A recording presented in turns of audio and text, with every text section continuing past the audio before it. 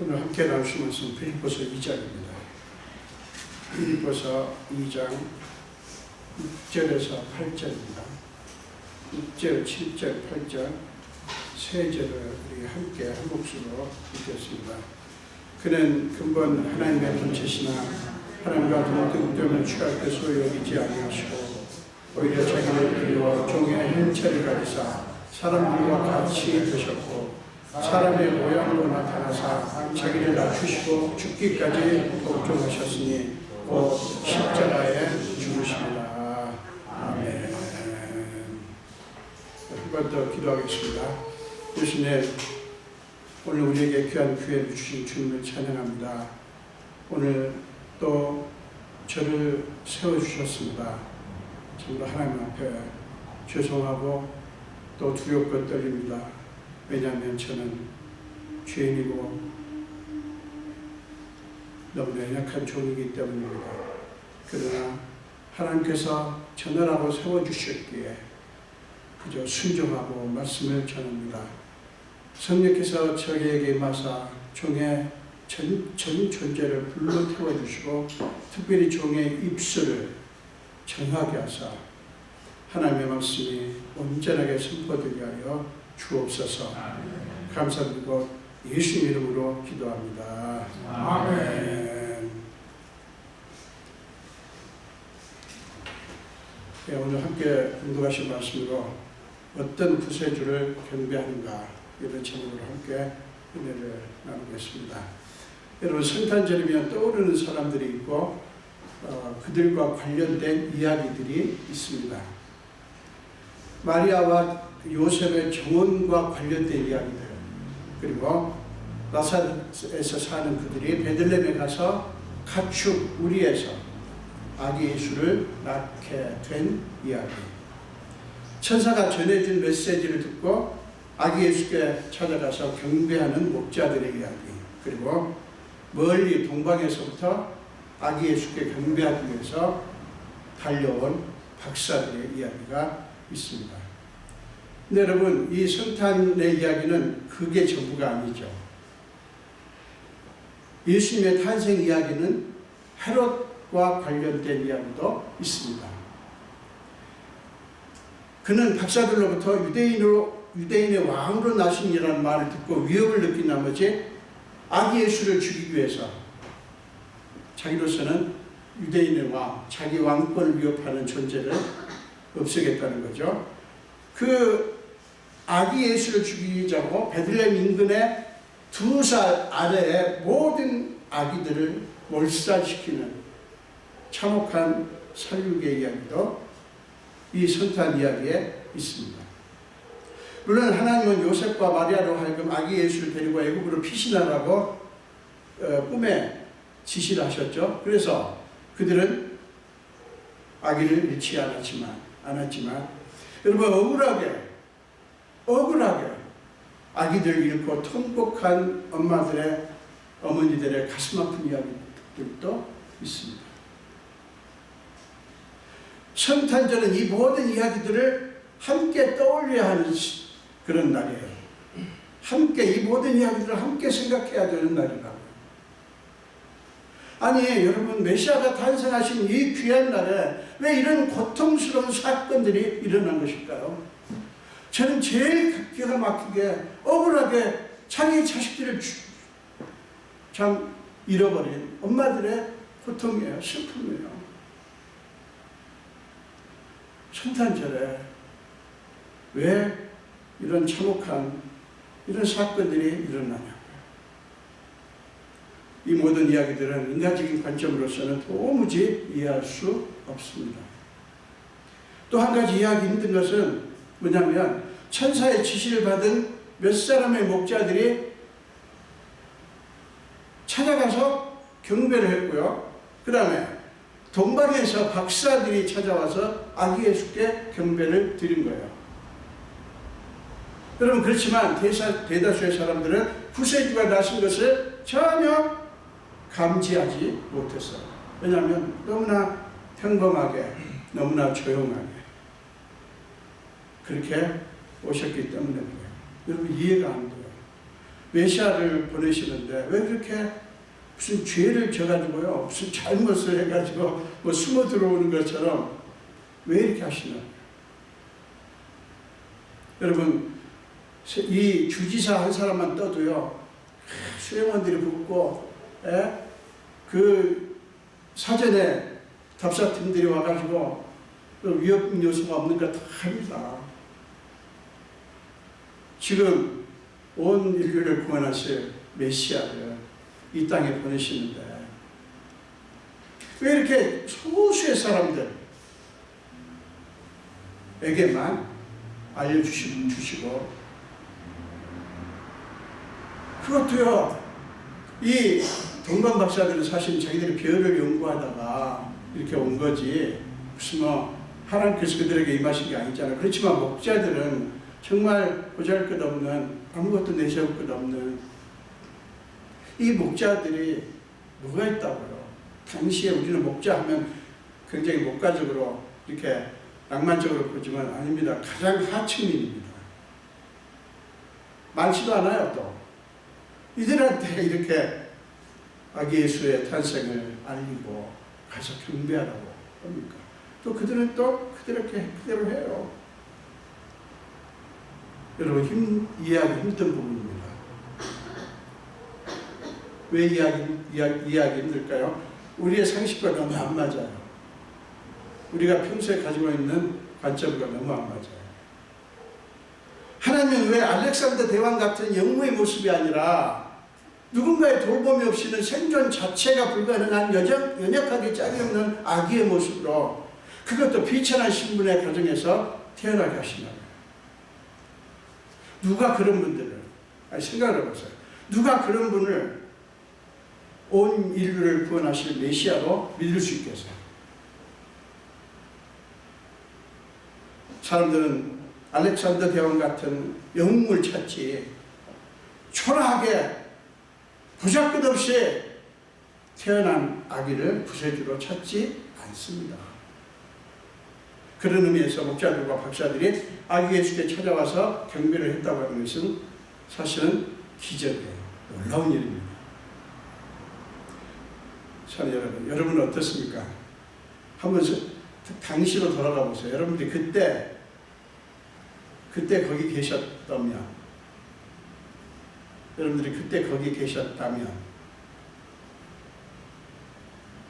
어떠실 것 같습니까? 쉽게 그냥 저도 가서 경배하죠, 쉽게 말씀하지 말고요, 한번 가슴에 손을 얹고 우리가 생각을 해봐야 돼요. 많은 사람들이 그러는 것처럼 여러분도 힘의 논리를 부러워하고 예수님에게서 그런 모습을 보고 예수를 믿으시는 것입니까? 우리가 지금 알고 있는 예수는요, 사실은 당시에 아기 예수로 태어나실 때 예수와 상당히 다릅니다. 그죠? 왜냐하면 우리는 이미 그 이후에 예수님의 행적을 다 알아요. 부활하신 것도 알고, 이제 재림주로 오실 것도 알고, 그렇습니다. 그래서 우리 안에 아기 예수에 대한 이미지가 있어요. 생각이 있어요. 그렇지만 여러분, 그거는 별로 많이 차지하지 않아요. 근데 그때 당시는 사람들이 예수를 알지 못했어요.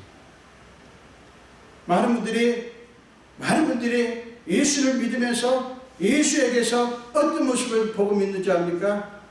초라한 보잘것없는 이런 신분의 아기 예수요? 너 아니에요.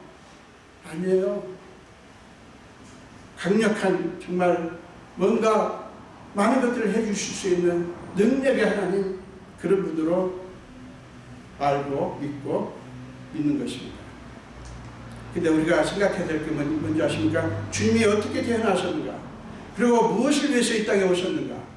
하나님의 목적을 이루기 위해서 그분은 어떤 길을 이 땅에 계시는 동안 걸으셨는가를 잊어버리면 안 돼요. 이거 잊어버리면 여러분, 우리가 예수 믿으면서 엉뚱한 주님을 믿게 됩니다. 엉뚱한 주님. 여러분 어떤 주님을 믿으십니까? 이거요, 저는 굉장히 자주 나는 지금 하나님의 종으로서 내가 어떤 주를 믿고 있고 나는 어떤 주님을 선포하고 있는가 굉장히 생각을 많이 합니다. 여러분도 하셔야 돼요. 나는 지금 어떤 예수님을 믿고 있는가. 내가 믿습니다. 이렇게 하면서 기도도 하는데 여러분들이 그분을 어떤 분으로 생각하고 믿는가 여러분 늘 생각하셔야 돼요. 그러면 교만할 수가 없어요. 그러면 까불 수가 없어요. 건방질 수가 없어요. 솔직하게 얘기할게요. 오늘날 예수 믿는 분들이 너무 건방집니다. 듣기 싫죠? 그래도 들으셔야 돼요. 너무 건방지고 너무 용감하시고 너무 겁이 없어요. 너무 겁이 없어요. 두렵고 떨리는 마음이 없다는 말이에요. 여러분, 우리가 정말 예수님께서 어떻게, 왜, 무엇을 위해서 이 땅에 오셨는가를 잊지 않아야 되는 이유가 그것이 우리를 붙잡아 주기 때문입니다. 그것이. 특별히 여러분들이 주의 종들을 지금은 제가 여러분들 목회하고 있습니다. 저를 위해서 기도해 주셔야 되는 이유가 뭔지 아닙니까? 여러분 목회자들이 가장 위험합니다. 그거 아세요? 왜 위험한지 아세요? 가장 교만하기 쉽고요. 가장 이상한 데로 빠지기 쉽고요. 또 능력 있는 분일수록 은사가 있는 분일수록 그 은사를 가지고 장사를 합니다. 소위 은사팔이를 한다고. 그러니까 여러분 주의 종이 여러 가지가 다 있어야 되지만 주의 종은 다른 거 없어요. 겸손하고 그저 하나님만 바라보고 저는 여러분에게 신실한 것이 한 것이 아니라 하나님께 신실합니다. 그러니까 주의 종은 여러분들 앞에서 신실하는 게 아니라 하나님 앞에서 신실해야 되는 거예요.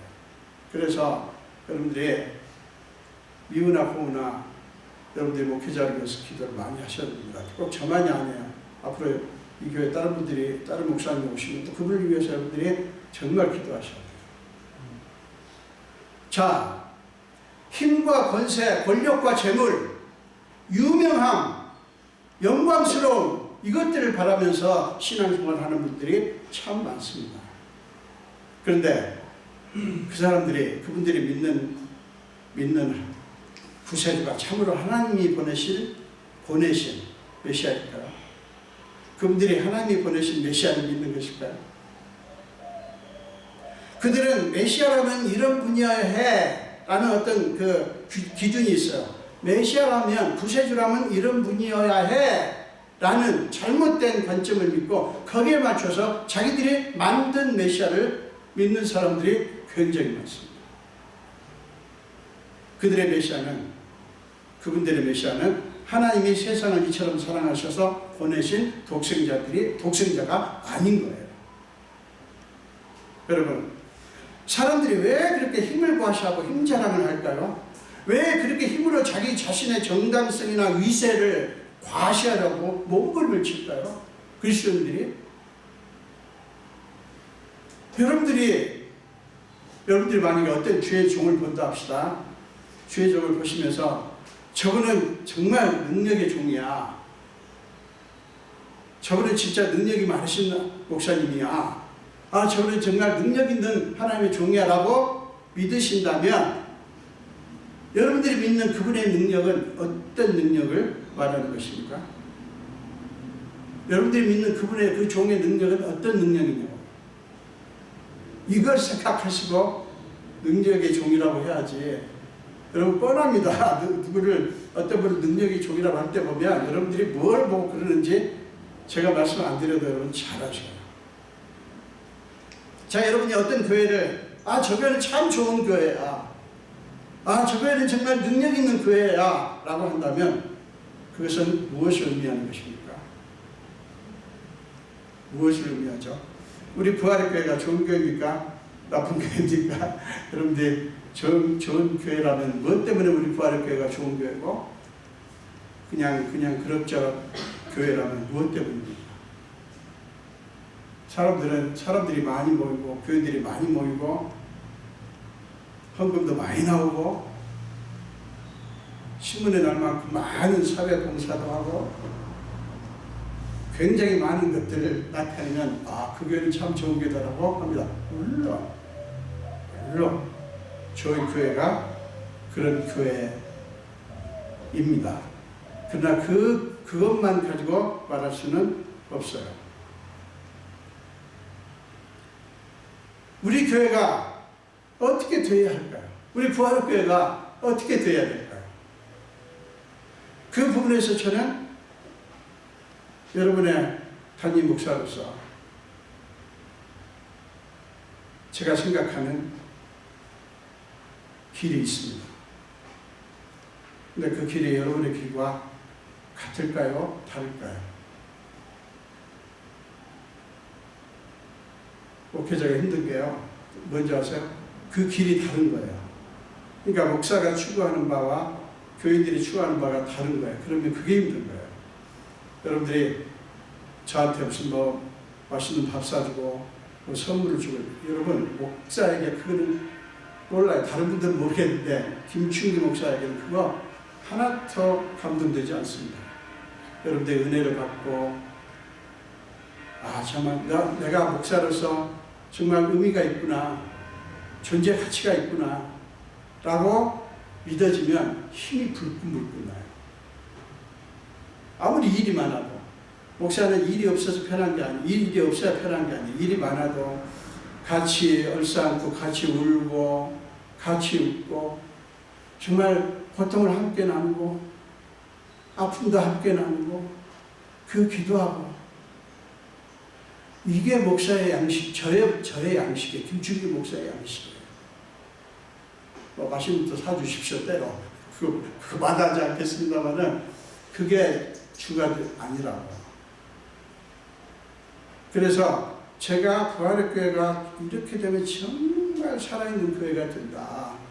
영적으로 정말 사람들이 양식을 먹기 위해서, 사람들이 살기 위해서 예배 드리는 거 말고, 종교 행사 말고, 그거 우리 아까 제가 기도도 부탁했지만 그거 하지 맙시다. 우리 부활의 교회는 좀 솔직하고 그냥 좀 제대로 좀, 그 종교적인 모양 말고요. 난 그거 정말 싫다니까요. 그냥 진실되게 나는 아프면 아프다고 얘기하고, 나는 이렇게 실패했다고 실패하면 얘기하고, 나는 이렇게 힘들다고 얘기하고, 뭘 그렇게 힘 안 든 척해요. 여러분 힘들어요 다. 제가 이렇게 말하면 열심히 힘드세요 라고 하는 것 같죠? 아니에요. 살기 쉽지 않습니다. 여러분 잘 사업하시면서 그게 쉽게 됩니까? 안 돼요. 안 돼요. 공부한 학생들도 쉬운지 아세요? 또 공부했어. 학위도 받고 뭐가 됐어요. 근데 이 세상이 쉽냐고요? 만만하지 않아요. 그러면 목사님 저 힘들어요. 그게 맞지 않나요? 괜찮아요. 그게 아니라, 자, 저는 우리 부활의 교회에 대한 꿈이 있습니다. 그런데 그 꿈이 가능할지 모르겠어요. 제가 이제 하기 싫어서가 아니라 그 꿈은 저 혼자 못해요. 여러분들이 같이 해주셔야 되는데 그게 가능할지 모르겠어요. 저는 마틴 루터가 했던 대로 부활의 교회에 대한 꿈이 있어요. 꿈. 그냥 저 놀러 온 거 아니에요. 은퇴하고 나서 할 일 없으니까 그 온 게 아니에요. 정말 꿈을 가지고 왔습니다. 저는 여러분, 옛날이나 지금이나 우리 많은 사람들이 세상적인 힘이 있어야, 교회도 목사도 세상적인 힘이 있어야 능력이 있다고 생각합니다. 정말 그럴까요? 그런 사람들이 아기 예수가 나셨을 때 그곳에 있었다면 그들은 아기 예수를 찾아가 경배할 리가 없었을 거예요. 아기 예수는 위대함은커녕 위험에 노출되어 생존 자체가 지금 불투명한 존재였지 않습니까? 위대한 인물이 될 가능성이라고는 당시에는 전혀 찾아볼 수 없는 초라한 집안의 흙수저였다. 우리처럼 되셔서 사람의 모습으로 오신 아기 예수에게서 믿을 만한 구석이 어디가 있었어요? 본문은 그런 모습의 주님에 대해서 이렇게 증언하지 않습니까? 7절 8절 오히려 자기를 비워 종의 형체를 가지사 사람들과 같이 되셨고 사람의 모양으로 나타나사 자기를 낮추시고 죽기까지 복종하셨으니 우리 주의 종들이 이거 안 하려고 하니까 이게 문제 있는 거예요. 자기 안 낮춰요. 죽기까지 복종 안 하려고 합니다. 주의 종들뿐만 아니라 그리스도인들이 다 마찬가지예요. 낮추시고 죽기까지 복종하셨으니 그 십자가에서 죽으십니다. 이렇게 말씀합니다. 여러분, 자기를 비웠다는 말은 뭐냐면 자기 자신을 스스로 아무것도 아닌 존재로 만들어버리셨다는 거예요. 자기를 비우셨다는 것은 어쩔 수가 없어서가 아니에요. 일부러 그렇게 하셨어요. 그게 놀라운 거예요. 그는 근본 하나님의 본체시나 하나님과 동등됨을 취할 것으로 여기지 아니하셨다고 6절에서 말씀하지 않습니까? 이걸 보면 하나님은 특별한 목적을 위해서 일부러 그렇게 하신 거예요. 여러분, 요한복음 10장 10절 말씀을 보면 예수님은 이렇게 이 땅에 오신 목적을 밝힙니다. 도둑이 오는 것은 도둑질하고 죽이고 멸망시키는 것뿐이요 내가 온 것은 양으로 생명을 얻게 하고 더 풍성히 얻게 하려는 것이다.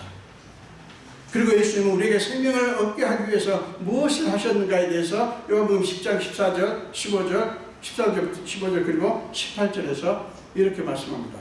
나는 선한 목자라. 나는 내 양을 알고 양도 나를 아는 것이 아버지께서 나를 아시고 내가 아버지를 아는 것 같으니 나는 양을 위하여 목숨을 버리노라.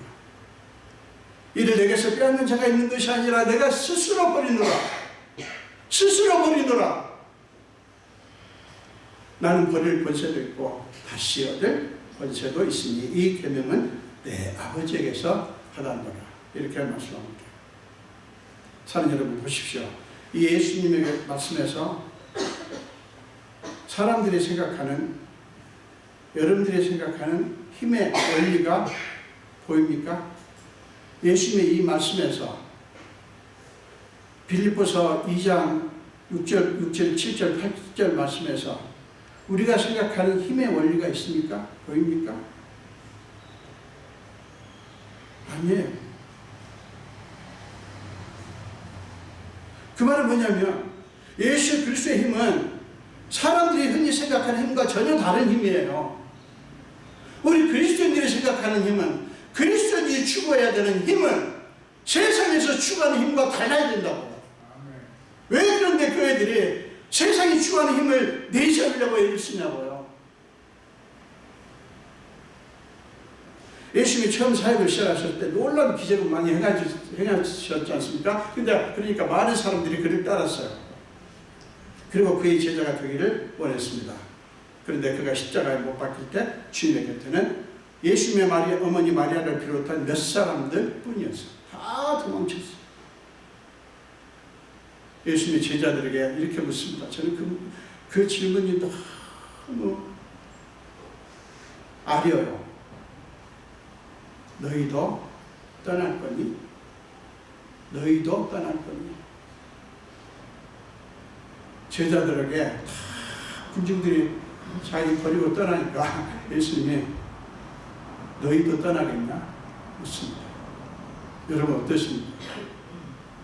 왜 떠나요? 예수님에게서 볼 게 없는 거예요. 이제 얻을 게 없는 거예요. 누군가가 그런 사람들에게 와서 당신도 그의 제자가 아니냐 물으면 뻘뻘 뛰면서 나는 그를 전혀 모른다라고 하겠죠. 사랑하는 여러분 이번 성탄절에 예수님을 어떤 분으로 믿고 맞으십니까? 그분의 무엇을 귀히 여기며 그분의 무엇을 여러분들이 귀하게 여기면서 그분을 맞으십니까? 여러분, 하나님은 왜 당시에 권세 있는 자들에게 천사를 보내셔서 아기 예수님이 나하심을 알려주신 게 아니라 가난하고 소외되고 억눌리고 비천하신 분의 사람들에게 나타나 그 소식을 알리셨는지 아십니까? 두 가지 때문에. 첫째는 하나님이 그들을 긍휼히 여기셨기 때문이고, 둘째는 그들은 그 하나님의 긍휼히 여기심을 감격스럽게 받아들일 수 있는 가난한 마음, 상한 심령을 가진 사람들이었기 때문이에요. 여러분, 이 세상은 뭐라고 사람들을 부추깁니까? 가난한 마음, 상한 심령을 가지면 무시당하고 짓밟힌다. 그러니까 그런 마음 갖지 말라고 부추깁니다. 약한 모습 보이지 말라고 말합니다. 힘들다고 말하지 말라고 부추깁니다. 힘든 내색하지 말라고 부추깁니다. 가난한 모습을 보이라고 말합니다. 아무 걱정도 없고 아무 문제도 없고 나는 다 할 수 있다라고 큰소리치라고 부추깁니다. 여러분, 좋은 충고라고 믿습니까? 아니에요.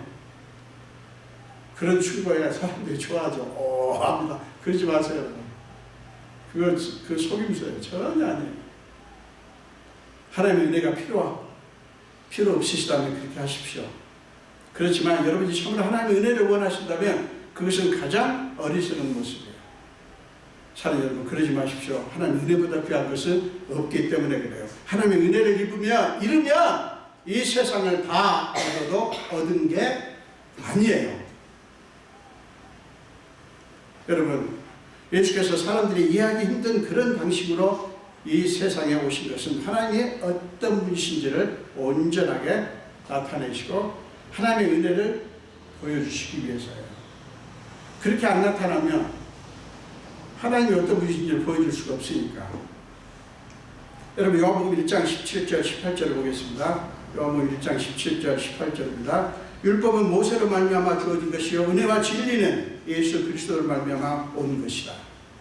본래 하나님을 본 사람이 없으되 아버지 품속에 있는 독생하신 하나님이 나타내셨습니다. 그렇습니다. 그 목적, 하나님의 은혜와 진리를 나타내시기 위해서 예수님은 하나님의 방식으로 이 땅에 오셨어요. 그렇게 오시는 것이 하나님의 은혜와 진리를 온전히 보여줄 수 있기 때문에. 그런데 사랑 여러분, 목자들과 동방 박사들은 어떻게 가축우리 축사에서 나시고 부유에 누이신 아기를 메시아로 알아보고 그분에게 경배를 할 수 있었을까요? 여러분은 도대체 예수님의 무엇을 보고 예수님을 믿게 됐는지를 생각하면서 한번 그들의 모습을 생각을 해보세요. 마틴 루터는 우리처럼 되셔서 이 땅에 오신 성탄이 물론 기적이지만 그들의 그런 모습, 여기서 그들은 목자와 동방 박사들이에요. 그들의 그런 모습 또한 기적이다 라고 표현을 했습니다.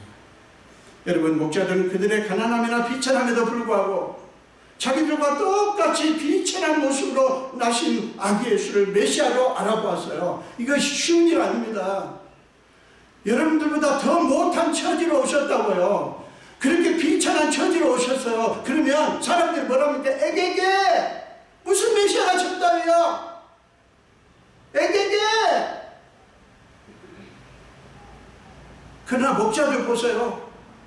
에게게 안 했어요. 왜 안 했어요? 천사가 온 인류를 구원할 메시아라고 말씀했기 때문에 그 말씀 믿고 그 아기 예수, 지금 축사, 가축우리에 누워 계신 그 모습 말고 천사가 알려준 계시의 말씀을 믿은 거예요. 그 부위에 누인 아기 보면 무슨 메시아가 보여요? 거기에 안 보이죠. 그 다음에 동방 박사들은 이 목자들과 정반대죠. 학식과 명성, 굉장히 그 나라에서 위대한 인물들입니다. 근데 그럼에도 불구하고 인간적으로는 너무도 보잘것없는 모습으로 나신 아기를 이 메시아로 구주로 알아보았어요. 너무 고귀하신 분들은요, 또 그렇게 하면 완전히 무시합니다. 대부분의 이 있는 사람들, 권세 있는 사람들, 제가 지난주에 말씀드렸지만 그 사람들이요, 밑바닥에 사는 사람들 무시합니다. 표 얻을 때, 투표를 받아야 될 때만 무슨 낮은 자세로 하지 보통들은 안 그래요. 이 세상의 지도자 너무 믿지 마세요. 다 그 통이 그 통이에요. 이 통이나 저 통이나 또 똑같아요. 너무 이렇게 기대할 게 없어요. 권력자들은 다 똑같습니다. 권력자도 우리가 미워하자는 게 아니라, 여러분 보세요. 그런 사람들은 저 밑바닥에 사는 사람들을 무시한다고요. 근데 이 동방에서 온 박사들은 메시아도 알아봤다고요. 비결은 뭐예요? 하나예요. 그 별을 통해서 계시된 하나님의 계시를 그들은 가진 거예요. 여러분 보세요. 하나님께서 역사하시는 방식은 너무너무 이상합니다. 그런 식으로 해서 어떻게 사람들의 마음을 사로잡을 수 있겠어요? 아, 이분이 참으로 우리를 구원하실 메시아시다 라고 고백할 수 있는 무슨 매력 포인트가 전혀 없지 않습니까? 아기 예수의 부모님이라도 뭔가 믿을 만한 게 있어가지고 사람들이 뭔가 기대를 할 수 있게 해줘야 되는데, 이 부모들은 더 못지않게 하시네요. 하나님은 무엇으로, 자, 잘 들으세요.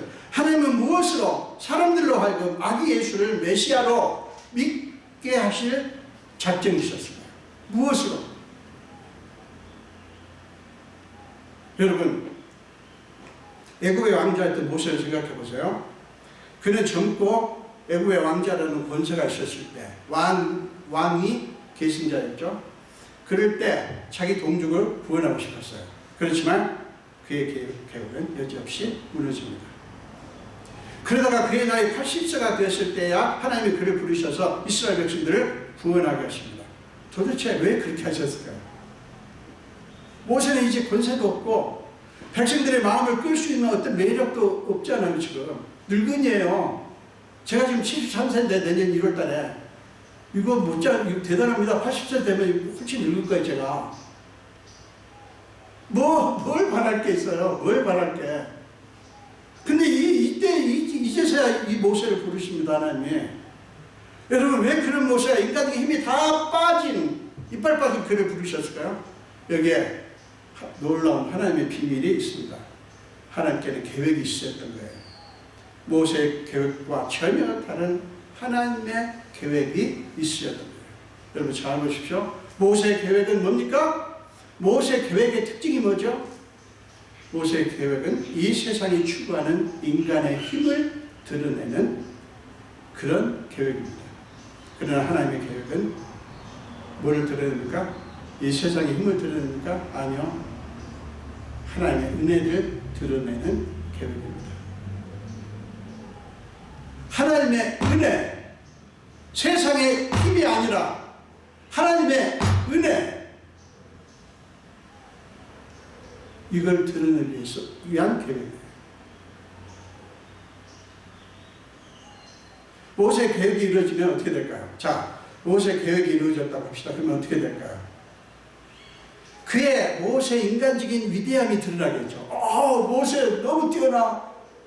동상 세우고 난리 났겠죠. 광화문에다가. 아니, 광화문 아닌가요? 어디서 동상 세우고 난리 나겠죠. 그거 좋습니까? 그러면 어떻게 되죠? 모세의 위대함을 드러난다니까 동상 세우고 난리 칠 거예요. 그런데 문제가 뭐가 있죠? 여러분 이거 아셔야 돼요. 그리스도는 이거 아셔야 돼요. 하나님의 은혜는 감춰집니다. 이거 원리 아세요? 인간의 위대함은 드러나겠지만 하나님의 은혜는 감춰진다고. 그래도 상관없나요? 뭐만 이루어지면 되나요? 아니요. 인간의 능력이, 위대함이 드러나면 안 돼요. 교회는 절대 사람의 능력이 드러나면 안 돼요. 하나님의 은혜가 드러나야 돼요. 목사가 위대한 거, 능력이 있다면 죽기 살기가 자기는 감춰지고 하나님의 능력이 드러나게 하는 거예요. 그게 능력의 존재예요. 저는 우리 부활교회가 인간의 위대함은 안 드러나도 하나님의 은혜는 엄청나게 드러나는 교회가 됐으면 좋겠습니다. 이 꿈을 같이 꿉시다.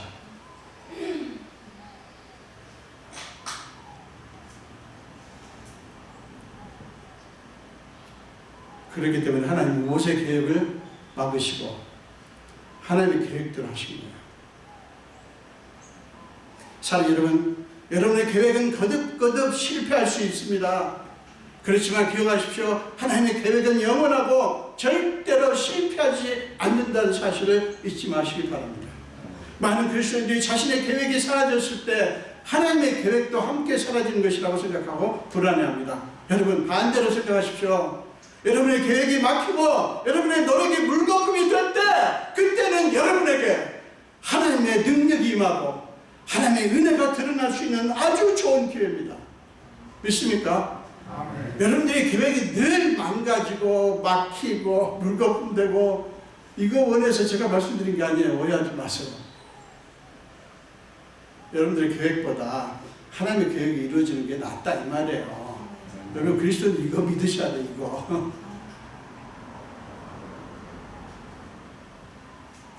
사랑하는 여러분, 왜 그렇습니까? 여러분의 치밀한 계획에 오히려 하나님이 하시는 일을 방해할 수 있기 때문에.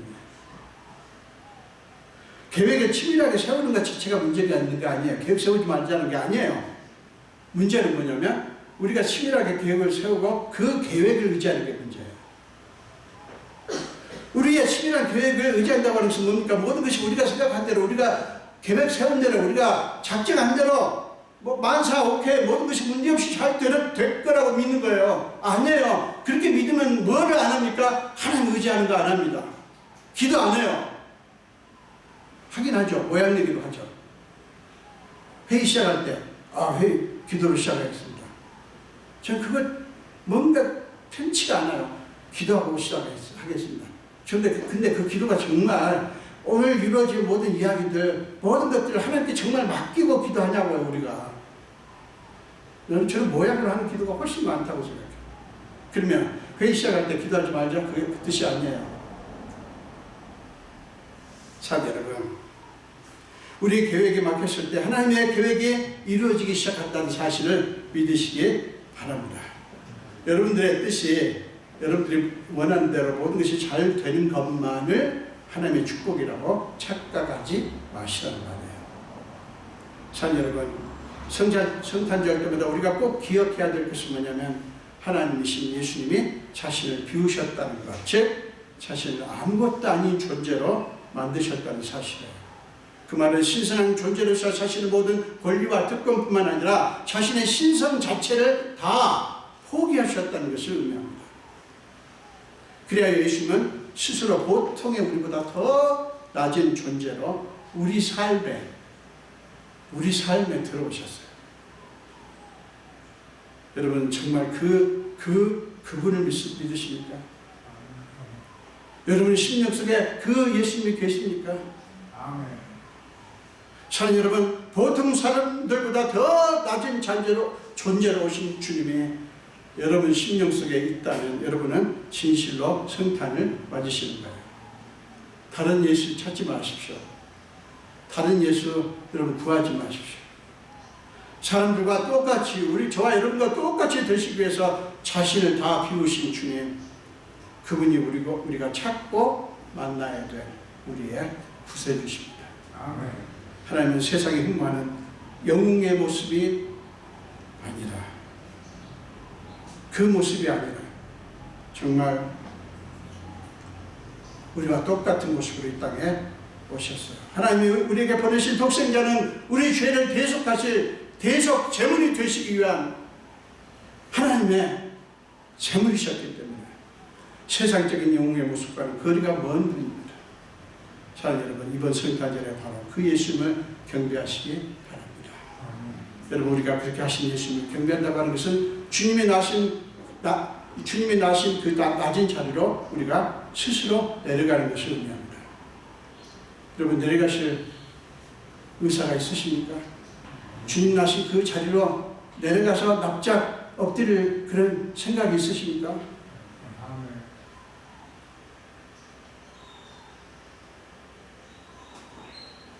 그리고 자신을 비우신 주님의 겸손함을 우리가 받아들이는 것을 의미합니다. 사랑하는 여러분, 악의 예수는 왕족이나 권력자의 집이 아니라 아무도 내세울 것 없는 가난하고 비천한 신분의 집안에서 탄생해 가셨다는 사실을 잊지 마십시오. 하나님은 가난하고 비천한 사람들, 하나님의 은혜를 소중히 여기는 사람들을 위해서 아기 예수를 보내셨고 그런 사람들의 경배를 받기 원하십니다. 마음이 가난한 사람들, 하나님의 은혜를 간절히 사모하는 사람들의 경배를 받기 원하시는 거라고요. 사랑 여러분, 여러분은 정말 이런 예수님을 경배하기 원하시냐고요. 제가 계속 여러분에게 묻습니다. 목자들과 동방마사들은 신분은 서로 많이 달랐지만 하나님의 은혜를 사모했기 때문에 경배드릴 수가 있었어요.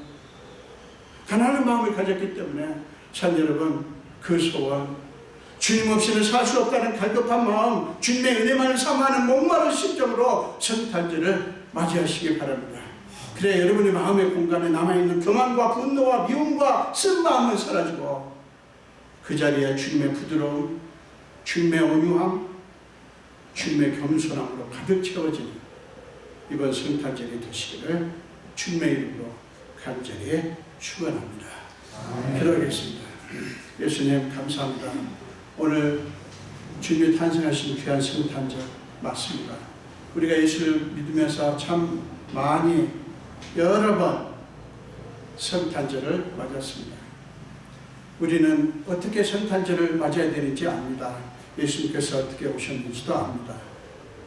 그러나 우리는 과연 정말 하나님이 보내신 독생자를 믿는 것인지를 생각해 봅니다. 아버지, 우리가 이 귀한 성탄절의 주일에 정말 가난한 심령으로, 낮고 낮은 심정으로, 주님의 은혜 없이는 살 수 없다는 심정으로 주님을 사모합니다. 아버지, 우리 성도들 한 분 한 분에게 임하여 주시옵소서. 감사드리고 예수 이름으로 기도합니다. 아멘.